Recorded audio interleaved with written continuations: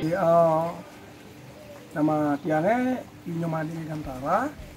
Nah, biasa dipanggil Komang ya, di pertemanan atau di pergaulan kadang dipanggil Megan kayak gitu. Ini saya asalnya dari Litro, Menyasmo lebih tepatnya.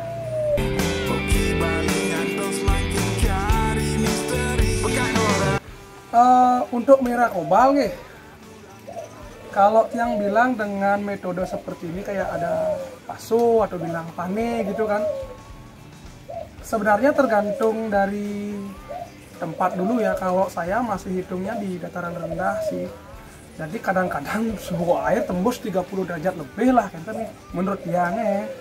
Jadi terus apa sih tujuan saya ditaruhnya harus di pane? Kenapa nggak mungkin jeding yang tinggi? Kenapa nggak bikin sekalian kolam gitu kan? Yang pertama pasti nih, ini saya mau bilang karena biaya kalau bikin kolam ya. Tapi kalaupun sudah selesai kolamnya harus banyak yang tiang perhatikan loh. Maksudnya itu seperti ini. Sekarang saya udah bikin kolam, nggak bisa langsung dipakai. Ya minimal paling cepat lah saya bilang ya, sebulan running itu nggak menjamin ikannya sehat loh.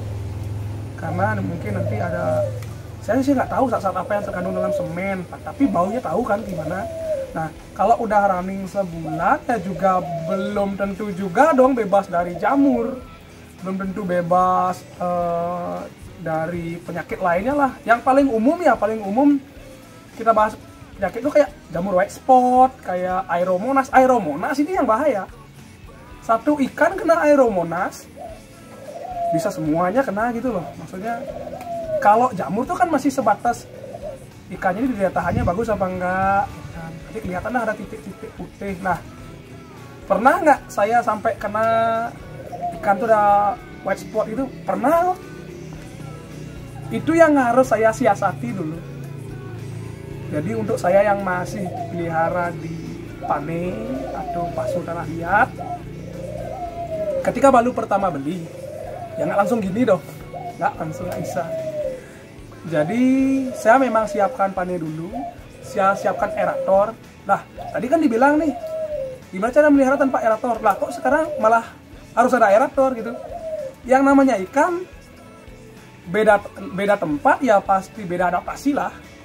Meskipun sama-sama di Bali kita bilang, misalnya dari Denpasar ke Gianyar, ataupun sama-sama di Gianyar, ataupun tempat adem dari Karangasem saya bawa ke sini, pasti banyak adaptasi lah yang mereka perlukan.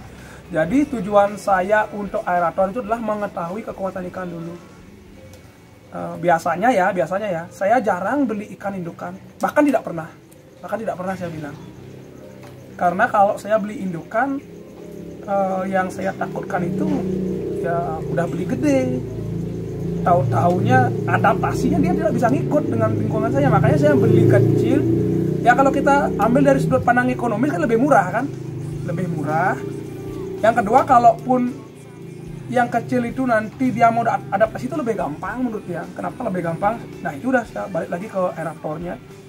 Ya, jadi saya kasih aerator dulu ya. Kalau bisa, itu aeratornya diatur dulu ya. Misalnya nih, beli aerator 2 lubang, biar bisa cover 2 pane.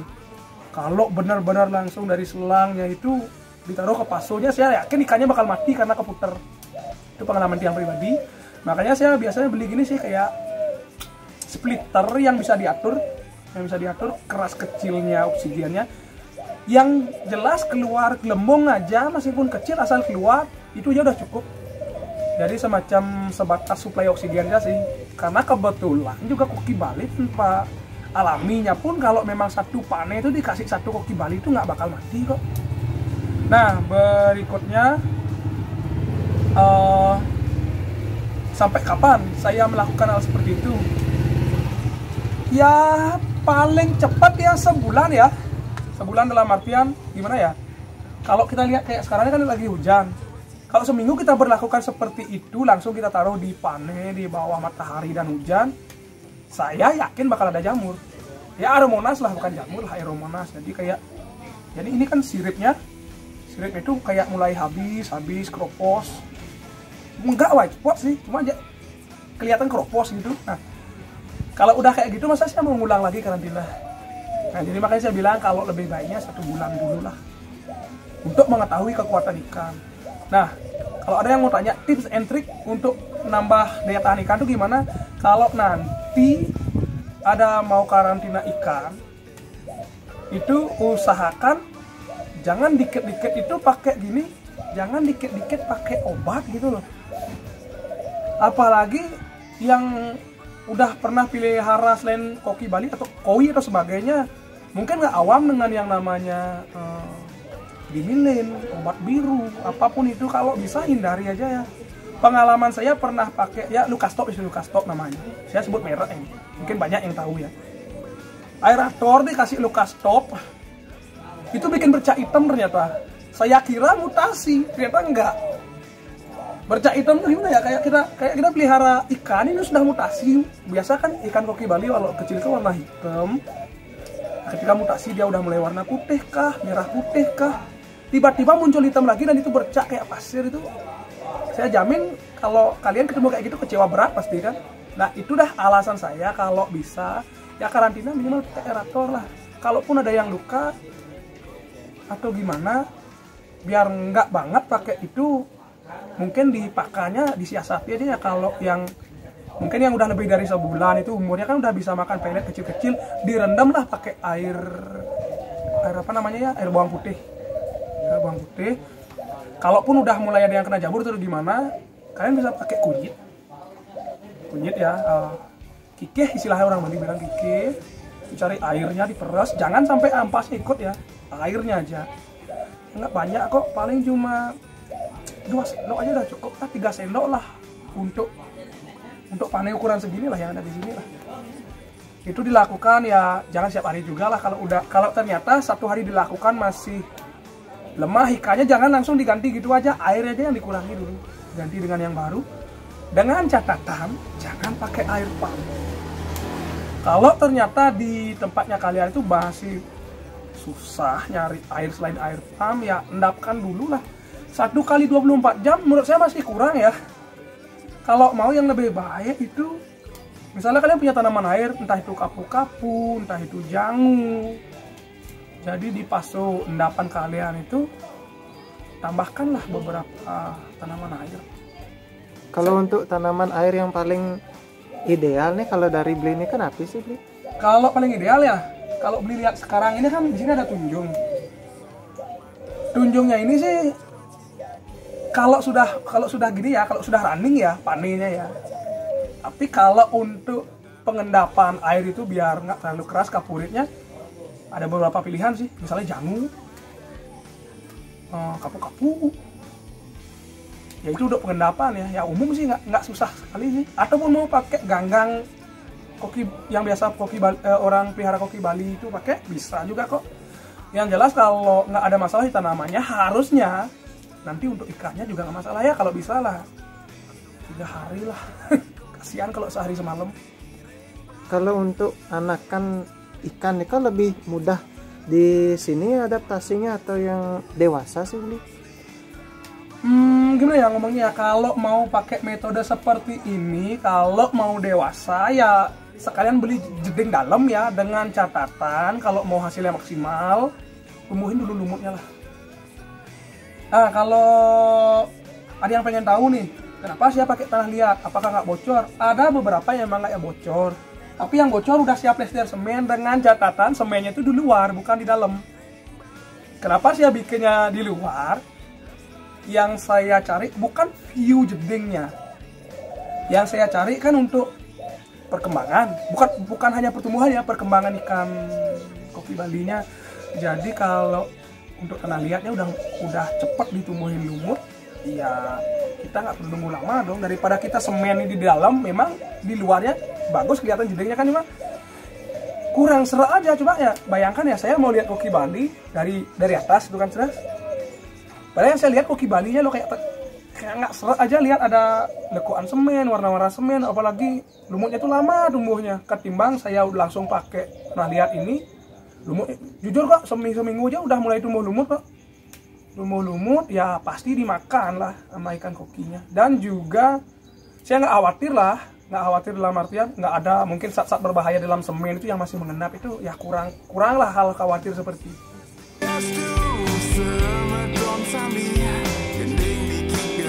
Nah, untuk pergantian air, kalau saya ya tergantung sekarang ini ya, kalau mau ngikutin saya boleh aja, tapi tetap ada risiko ya. Kalau yang suka puspakan, dalam artian puspakan itu lebih baik jangan ikutin metode saya. Maksudnya nggak sabar nih ikannya cepat gede, jangan. Karena apa? Nanti mungkin dikasih CC Jutra, kotorannya keluar. Nah, tujuan saya nambahin tunjung itu ya untuk mendukung proses nitrifikasi ya. Jadi kayak nitrit, kotoran ikan itu diolah jadi nitrat oleh bakteri dan tanaman yang ada di sini itu. Jadi apa namanya itu? Ketika sudah nitrit itu sudah berubah jadi nitrat, akan jadi nutrisi kembali untuk tunjungnya. Nah, kalau tunjungnya sudah lebar daunnya, otomatis jadi peneduh lah untuk ikan mas kokinya. Nah, belum saya jawab tadi ya tentang ganti airnya ya. Untuk ganti airnya, kalau puspakannya banyak, ya jangan sampai lewat 3 hari lah. Itu udah saya bilang, kalau mau pakai cacing sutra, 3 hari gantilah. Tapi kalau saya, jujur nih, jujur saya, terserah kalian mau kasih pelet apapun, mau bikin sendiri, mau pakan kerik. Kalau saya pribadi ya, sebelum saya kerja pagi sebelum jam 7 lah, sebelum jam 7 saya kasih pakan. Siangnya udah kasih dia makan lumut. Sore ya kalau mau kasih boleh, kalau enggak juga enggak apa. Kalau saya jujur ya, paling banyak saya kasih pakan itu pagi sekitar sebelum jam 7, sore itu nggak boleh lewat dari jam 5 ya. Kalau lewat dari jam 5 sebenarnya kan udah mulai adem tuh suhunya. Takutnya metabolismenya dia tuh lambat. Nanti kalau malamnya keluar kotorannya ya mengganggu gini juga sih jadinya sih. Jadi kayak udah kadar oksigen di airnya kan diserap oleh tunjungnya. Malah masih ada sisa kotoran kayak gimana ya, pasti paginya itu gini kan ya, paginya itu. Jadilah dia di atas. Kayak gitulah kurang lebih. Jadi gitu dah 3 hari kalau mau puspakan, 7 hari kalau memang kayak saya pagi aja kasih makan, siang dan berikutnya lumutnya dimakan langsung. Kalau pakai media gini bukannya rentan gini Bli, kayak predator gitu loh. Ini kan nggak terlalu tinggi. Kan kadang-kadang anaknya mungkin ada capung kan gitu, apa dan sebalin orang sih. Anak capung belau.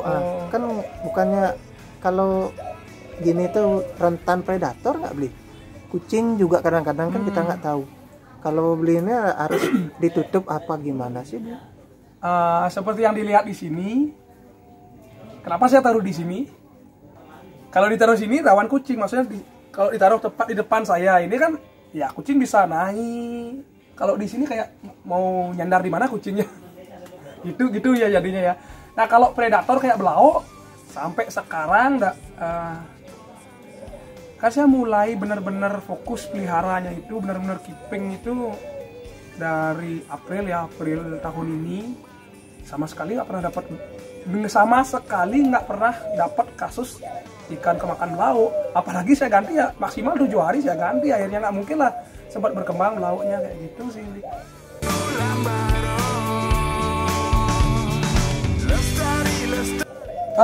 Sebenarnya gini ya, kalau kita benar-benar pelihara seperti yang saya bilang tadi, pakai aerator sebulan, tapi aerator biar keluar udara dikit aja nggak apa-lah. Terus kalau sakit seperti yang saya bilang tadi, hindarilah obat-obat yang beli kalau bisa. Yang paling paten bener ya, bawang putih, air bawang putih dicampur sama pakannya. Kalaupun sakit ditambah kunyit, maksudnya air kunyit itu menurut saya udah paten sekali. Nah terus kalau sudah lewat dari 1 bulan itu, ya bisa dilihat kan sekarang lagi hujan. Ya ikannya hujanan, panas, ikannya kepanasan. Tapi meskipun suhunya naik, setidaknya dia pasti punya selah neduh lah. Di sini kan ada daun-daun tunjungnya, pasti neduh kok. Nah, kalau cuaca panas, alga itu cepat sekali berkembang. Nah, kalau udah alganya berkembang, siangnya sih nggak apa, cuma kurang enak aja dipandang. Malamnya yang bahaya.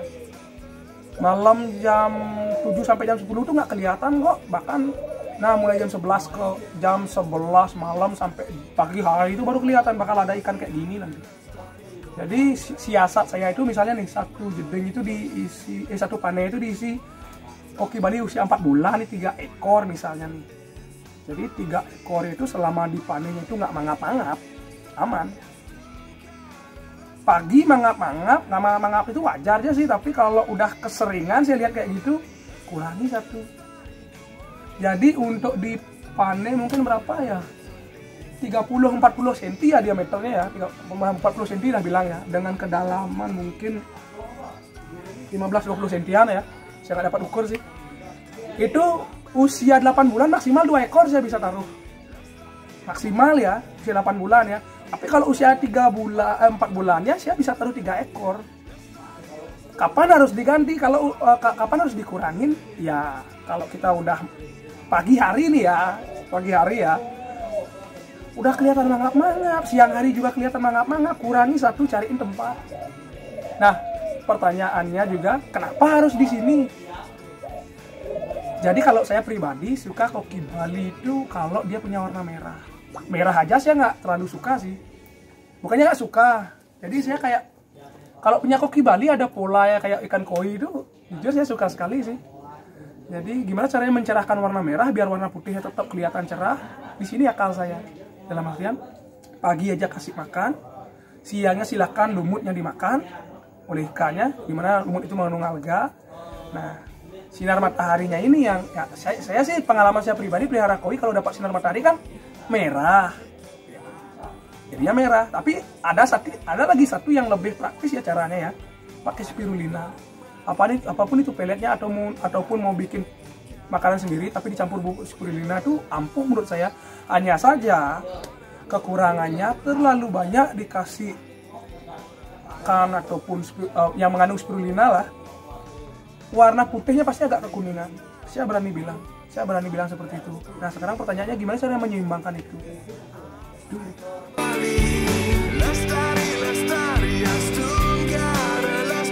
Siput ada 3 jenis ya ini ya. Mungkin yang udah lama pelihara atau mungkin punya tunjung, ratai. Kadang-kadang di tempat beli tunjungnya itu kan kita lihat ada siput sampai rumah kan berkembang biak. Itu ada tujuannya sendiri sih. Kalau kebanyakan masalah, kalau nggak ada sebenarnya juga nggak masalah sih. Jadi seperti ini modelnya. Untuk anakan koki Bali, saya hindarilah siput itu terlalu banyak. Bahkan saya nggak kasih lah kalau bisa. Karena terlanjur ada telur gitu loh, susah saya jadinya ngilangin. Tapi telurnya itulah yang saya jadikan gini, nutrisi tambahan untuk ikannya. Dengan catatan ikan itu sudah usia 4 bulan ke atas. Tentang siput, itu kan nanti siputnya kawin kayak ini nih, nempel-nempel kayak gini. Sorry ya, nggak jorok kok, kayak gini. Biasanya kan mereka kawin tuh. Nah bertelur lah. Telurnya itu gimana ya ngomongnya ya, kayak transparan kayak. Ya kalau kalian lihat mungkin telur siput di sawah tuh yang warna pink itu kayak gitulah mereka nempel, tapi transparan. Nah kalau udah lahirlah anak-anak siputnya itu kan kecil-kecil lucu gitu kan. Nah itu yang dimakan sama koki Balinya saya. Jadi semacam dapat tambahan nutrisi lah. Nah 2 jenis siput lainnya itu lebih ke siput di sungai ya. Kalau orang bilang yang kerucut itu namanya musi-musi. Untuk fungsi saya masih pelajari ya, tapi yang saya tahu pasti dia ikut gini ya, makan beberapa mikroba yang ada di dasar gini lah, dasar panenya lah, entah itu cacing, entah itu apalah, kutu mungkin. Nah sementara saya pelihara di sini sih nggak pernah saya lihat ada kutu-kutu berseliweran bebas. Kalaupun ada paling keduluan dimakan mas kokinya sih. Nah lagi satu itu namanya susul ya, kayak keong sawah tapi kecil, nggak lewat dari segini ukurannya maksimal. Mungkin yang pelihara aquascape tahu ya, yang punya aquascape mungkin tahu ya, keong-keong kayak susul ya. Jadi kalau nih ikan koki Balinya ada lumut di panennya, saya jamin nggak bisa dibersihin sebersih yang kita bayangkan. Rambutnya hilang, maksudnya rambut lumutnya dihabisin. Tapi kadang-kadang itu kayak ada kerak atau noda-noda kuning kayak kotoran itu, padahal dia lumut sebenarnya tuh. Kayak kurang sedapnya dipandang gitu loh. Kalau koki Balinya juga nggak begitu lahap makan yang kayak gitu. Nah di sana peran gini susulnya, entah dia makan entah enggak, asal dia lewat pasti ada jejak kok. Yang paling unik saya lihat adalah pagi saya kasih makan ikan saya, susulnya posisinya masih di sini modelnya, di pinggiran selatan, kalau saya bilang dari arah mata angin ya, di pinggiran selatan panenya saya kasih makan di dindingnya. nah, ya di dinding ya, di selatan. Jadi saya bilang arah biar gampang aja ya, di selatan. Itu begitu nggak sampai 5 menit dia udah ngiterin hampir setengah pane. Saya tinggal mandi, udah mau berangkat kerja, ternyata dia sudah 1 lap gitu di panenya. Benar-benar ada jejaknya loh. Jadi kalau kita misal tinggal sehari bisa aja kok dibersihin semua. Jadi kalau emang sudah dibersihin sama dia, bahkan nggak kelihatan dia itu kerja apa enggak, dalam artian ya lebih bersih gitu loh. Tapi kalau memang benar-benar dihilangkan, kelihatan banget kok cepet kali gininya, lumut kuning yang nggak begitu lahap dimakan ikan tuh cepet kali, kayak gimana ngomongnya, nggak sedap dipandang aja. Kalau lumut hijau kan enak lah dipandang, tapi pasti dihabisin koki Balinya kok.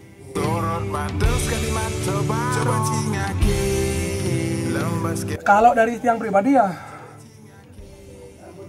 sebenarnya gimana ngomongnya, pasir ini masih coba-coba waktu itu, tapi ya menurut saya wajib sih. Karena apa? Dengan teknik atau cara saya melihara mas koki Bali, sebenarnya nggak perlu pasir atau tanah sih untuk naruh kunjungnya. Kerikil aja cukup, asalkan akarnya itu dapat selah dia di dasar gitu loh. Yang penting di bawah kerikil, pasti akarnya ke bawah kerikil kok. Terkait pasir, sebelumnya saya pernah nyoba, jadi ada yang namanya kijing gitu kan. Ternyata saya salah, kijing itu nggak bisa dibikin di tempat kayak gini. Jadi sekali dia kena airnya hangat, kemungkinan matinya besar sekali. Jadi dia udah di dasar pasir membenamkan diri. Lama kelamaan pas saya kuras airnya udah gini, dah cangkang aja kayak gini.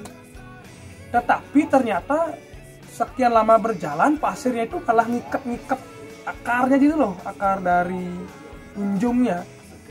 Jadi kayak gimana aja ngomongnya, kan kerikil aja nggak cukup nih, biar nggak nambahin tanah. Kayak tanah itu kayak gimana ya, kayak butak mana warnanya gitu orang bilang kan. Pasirnya ini benar-benar juga ikut ngikat akarnya kunjung, tapi nggak mengganggu kejernihan air gitu lah, nggak bikin butak lah.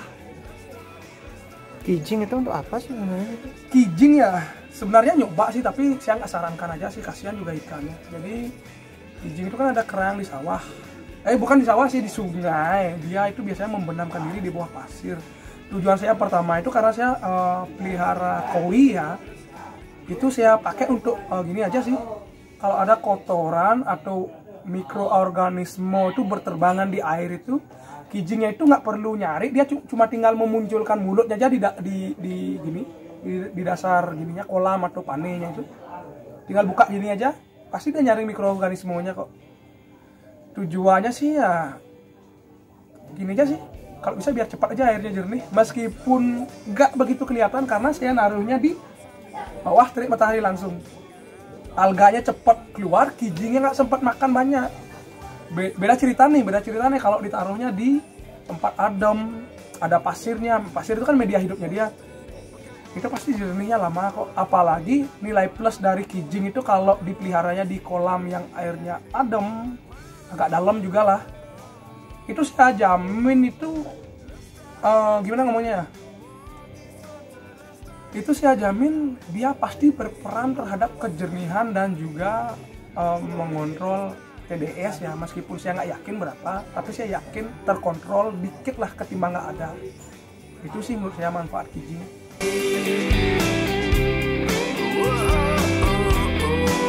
Kalau gitu saya langsung aja, selain membahas benefit, saya kasih tahu juga kekurangannya juga ya, atau risiko ya. Selain benefit ada risiko juga dong.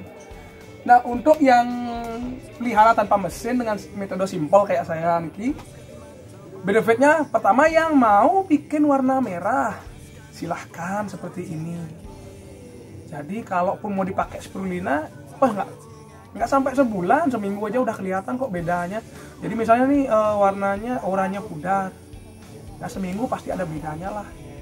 Kalaupun mau kasih warna merah, kasihan juga sih lihat ikan mas koki terlalu merah. Jadi sedaranya kalian aja ya, sukanya merah tuh kayak gimana, merah darah, merah cerah. Kalau saya pribadi suka merah cerah sih, tapi kalau benar-benar dilihat ya nggak merah, masih ada uritnya. Nah itu untuk benefitnya, yang mau mutasi ke warna merah lebih cepat dengan metode seperti ini. Intinya jangan lupa kasih peneduh aja. Peneduh itu bukan berarti ditutup di atasnya ya, tetap dia kena matahari.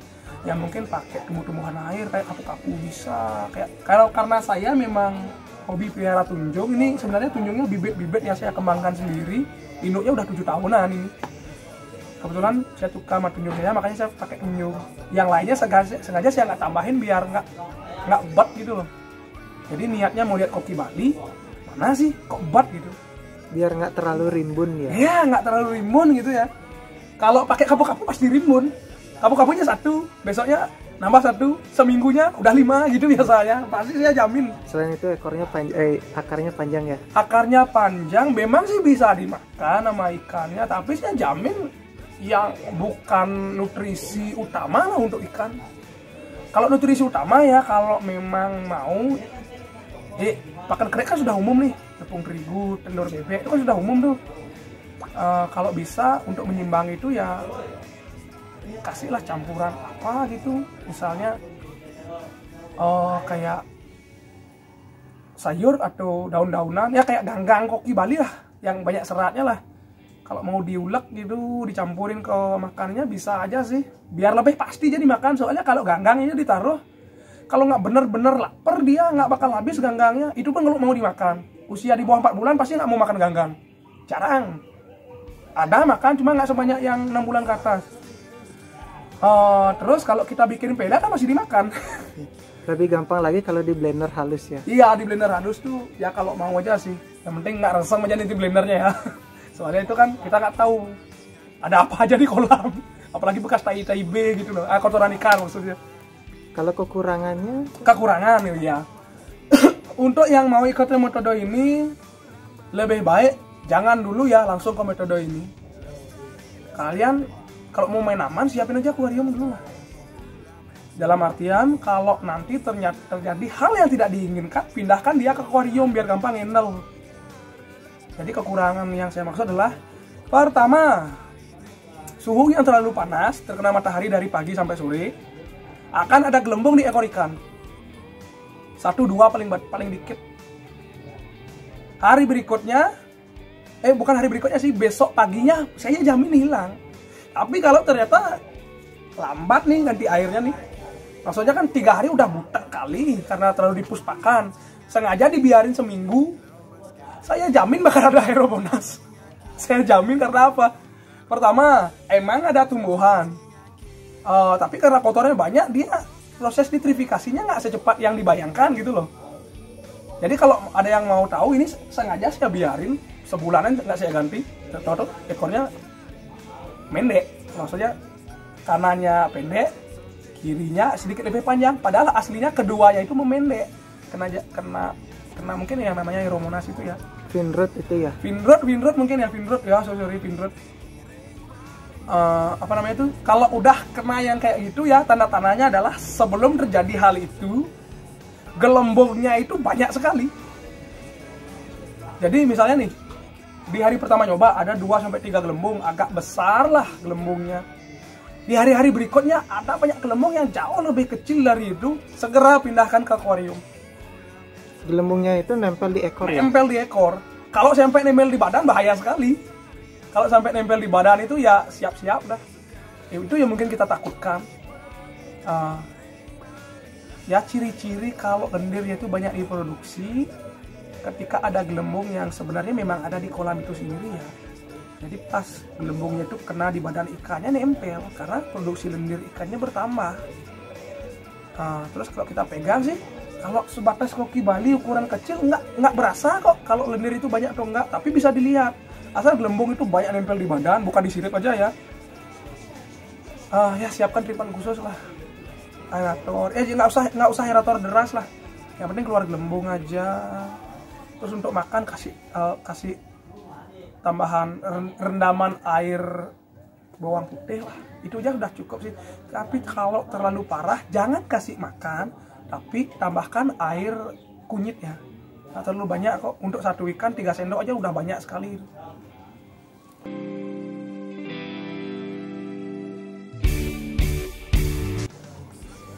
Gimana ya? Kalau saya bilang harapan malah curhat jadinya. Kalau harapan dia untuk koki Bali ya, kalau dibilang biar Jaya yang terkenal ya udah terkenal ya. Jaya dalam artian nggak semua orang menikmati kejayaan itu ya. Jadi kayak kalau orang mau nanti produksi koki Bali, produksi saya bilang ini ya, bukan hobi ya. Takutnya saya maksudnya gini ya, kalau orang benar-benar hobi, dia nggak mikir bakal anak koki Balinya berapa. Dia nggak berpikir untuk memperbanyak koki Balinya. Jadi dia fokusnya itu koki Balinya bakal seperti apa yang dia pelihara. Jadi ada yang suka badannya besar, ada yang suka badannya kecil tapi ekornya panjang, itu kan selera ya. Jadi harapan saya, tadi saya balikkan lagi ya, jadilah sesuai apa yang kamu rencanakan sebelumnya. Kalau kamu mau jadi penghobi, nggak usah mikir produksi lah. Bila perlu pisahkan jantan betinanya. Kalau kamu mau produksi, ya gimana ngomongnya ya? Saya nggak bisa ngomong apa sih. Semua orang punya latar belakang sendiri. Mau jual dengan harga berapa, jumlah berapa, besar berapa, itu hak orang ya. Tapi kalau bisa nanti kalau kamu memang hobi, ya banyaklah koki Balinya bertelur. Kalau memang nggak ada tujuan jual di awal, ya minimal jangan jual murah ya. Kasihan sebenarnya yang lagi produksi. Maksudnya lagi produksi tuh tahu-taunya dia benar-benar menggantungkan hidup dari penjualan itu loh. Tahu-taunya apalagi kita bicara kayak musim pandemi kayak gini ya. Jadi sebisa mungkin lah. Ya udah lama sih saya pernah nonton gini ya di YouTube ya. Waktu itu untuk koki Bali yang masih bibitan itu sebenarnya relatif saja ya. Mungkin kalau ada yang nanya detail harga untuk bibit mungkin mulai dari 200.000 sampai tak terhingga. Jadi tergantung penilaian si calon pembeli. Kalau dari indukan ya mungkin dari 3 juta sampai tak terhingga. Ya kenapa saya sampai nyebut nominal minimalnya segitu ya? Gimana ngomongnya ya? Dari awal saya coba pelihara itu jujur ya. Dari awal baru coba nih ya, belum benar-benar pengen fokus ya. Itu saya beli bibitnya itu lumayan mahal loh, hanya sekacing ini, tapi saya nggak sebut nominal loh, lumayan mahal loh. Saya nggak sebut nominal, nggak sebut siapa yang jual. Sekacing gini mahal menurut saya. Ya minimal yang nanti kelebihan stok dipikir-pikir dulu ya, jangan asal-asal produksi ya. Jadi saya paham kok kalian asal hujan pasti binal ikan kalian gitu loh, pasti binal. Kasihan nih nggak dibuahi. Ya pikir-pikir dulu ya, yang penting jangan terlalu nafsu untuk menjual ya, baru laku dengan harga murah ya. Siapapun dikasih murah mau. Tapi kenyataan kalau murahnya itu sudah umum lah murahan jadinya. Saya takut cuma murahan aja. Jadi kalau bisa harapan saya untuk koki Bali tetaplah jadi ikan yang notabene eksklusif ya. Jadi meskipun kalian punya banyak koki Bali, tolong berikan ciri khas kalian ya. Maksudnya kayak ada yang suka bodi besar, bikin bodi besarnya kalian itu sampai ya inilah produk sebesar saya. Telur ayam kan mungkin ya, kurang lebih. Mungkin ya kalau bisa sebesar telur ayam ya. Ini produk saya koki misalnya nih. Nah, saya nggak sebut nama orang sih, karena saya mau kasih contoh juga bingung siapa. Mungkin saya nih, mungkin saya Megan gitu kan. Wah koki Bali Megan tuh, di bidang mentalo siapa gedeannya gitu orang bilang kan. Tapi koki Bali Nekomang gitu kan. Itu koki Balinya kecil, tapi ekornya tuh panjang kayak sutra. Jadi itu kan dari selera masing-masing. Saya nggak suka loh kalau orang bilang pakaiannya itu ada, wah koki Bali ini bodinya harus segini, harus besar seperti ini. Tapi koki Bali yang bodinya kecil itu, ekor sutranya itu ada yang bagus gitu loh. Bahkan kalau kita lihat proporsi bodinya tuh ada yang bilang 1:2 lah dengan ekor atau apa. Sebenarnya saya tidak begitu paham. Tapi yang saya paham adalah saya mencintai proses. Jadi harapan saya untuk kalian yang nonton nanti ya, bagaimanapun bentuk koki kalian itu adalah terbaik yang kalian kembangkan.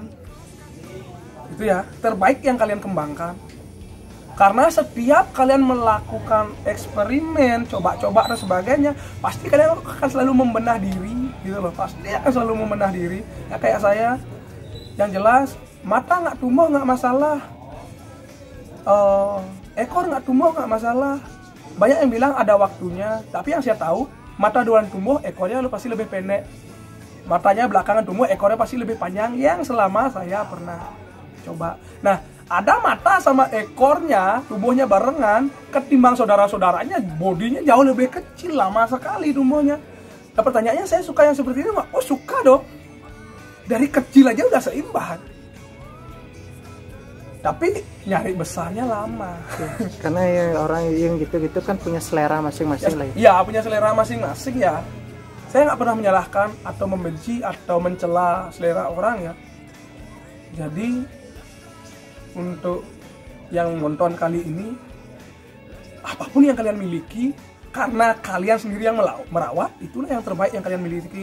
Nggak usah minder sama punya orang. Ya kayak saya sih banyak yang nyacat sebenarnya ya di awal-awal saya pelihara ya. Tapi saya juga nggak bilang mereka pengen sekali sama ikan saya. Setidaknya pas saya kasih tahu mereka itu ya akhirnya dapat pujian lah. April sampai September. April tahun ini sampai September. Itu September akhirnya punya anak tuh. Karena nggak sengaja bertelur. Karena saya biarin ubar-ubaran di pane bertelur. Puas. Tapi kalau bisa jangan cepat nelor lah, saya nggak punya tempat. Terus gimana sih proses belajar koki Bali itu, lama apa enggak, berapa tahun apa enggak? Ya dari niat kalian aja lah. Ada yang pengen langsung beli indukan biar langsung breed, ya udah, itu sukanya kalian. Polanya sama aja sih, kalau beli bibitan berarti pelihara dari kecil sampai bisa nelor. Ada prosesnya. Kalau beli indukan mau nggak mau pasti bakal pelihara bibitan. Karena udah nelor kan lahir kan. Ya, tinggal sekarang siap apa tidak aja. Itu aja sih. Sama-sama punya risiko kematian sendiri-sendiri lah. Umum itu kan.